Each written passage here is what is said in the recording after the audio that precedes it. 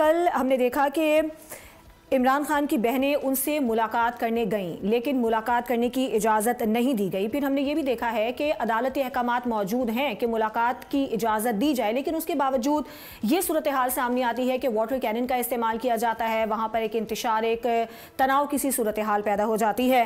हुकूमत क्यों इन मुलाकातों में रुकावट पैदा कर रही है? देखें, जो चीफ मिनिस्टर पंजाब हैं वो कभी भी जो एक हुकूमती इदारों की जो कार्रवाई है उसमें दखल अंदाजी नहीं करती।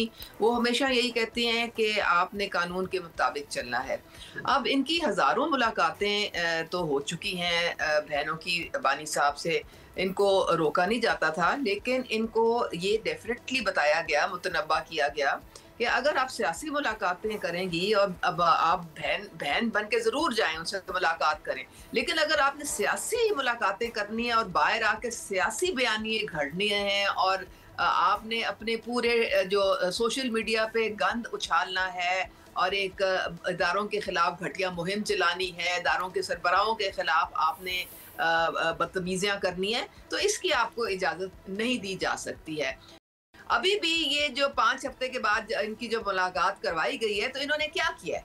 इन्होंने बाहर आके वही किया है जिससे इनको मना किया गया था, और इन्होंने अपने पाँव पे खुद कुल्हाड़ी मारी है। आप अगर जेल मैन्युअल पढ़ें, उसमें साफ लिखा हुआ है कि ये जेल सुपरिटेंडेंट की सवाबदीद है कि वो आपकी मुलाकातें जो हैं वो उनकी इजाज़त दें या ना दें।